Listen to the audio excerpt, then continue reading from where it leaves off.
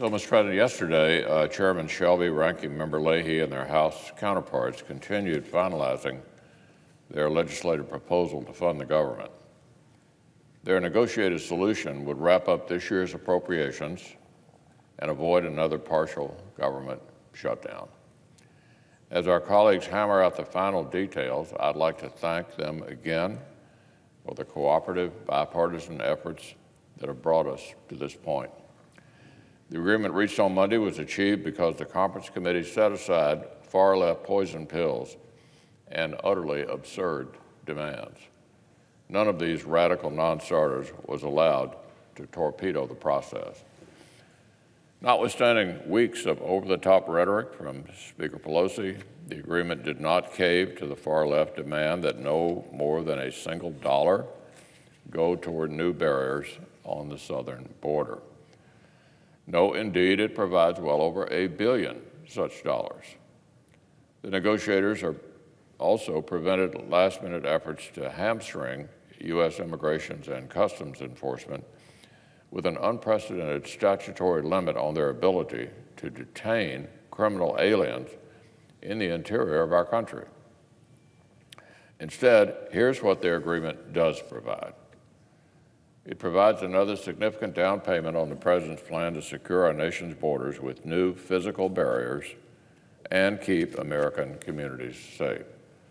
It provides nearly $1.4 billion for new barriers in the Border Patrol's highest priority areas, enough to build nearly twice as many miles as were funded last year. It gives ICE the capacity and the flexibility to continue responding to surges in illegal immigration. And it continues to provide the President with appropriate reprogramming authority so he can direct additional funding toward urgent Homeland Security priorities should circumstances require.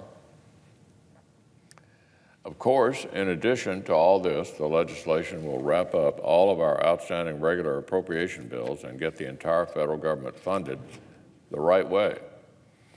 It goes without saying that neither side is getting everything it wants.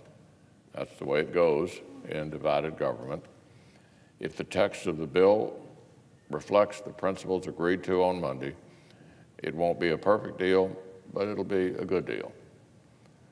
I hope that our colleagues will complete the process of turning these principles into legislation soon. The final text can become law before this Friday's deadline. We can't let any unrelated, cynical partisan plays get in the way of finishing this important process. I understand, for example, that Speaker Pelosi and House Democrats are apparently objecting, believe it or not, to a modest extension of the Violence Against Women Act. The Speaker is objecting to a modest extension of the Violence Against Women Act. This authority will expire this Friday. Republicans believe that we should follow standard procedure and extend this important legislation through the end of the fiscal year, which is about 7 months. There are new chairmen this Congress of both the Senate and the House Judiciary Committees, and a modest extension of this authority would allow them to work on a longer-term reauthorization of this important law. In addition, a modest extension of this law is consistent with how this matter has been handled in the past.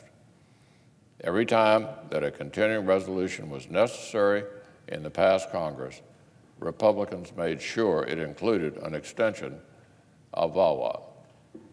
I don't know what cynical ploy my Democratic colleagues may be trying to pull here, but surely no political maneuvering should be worth letting the Violence Against Women Act lapse.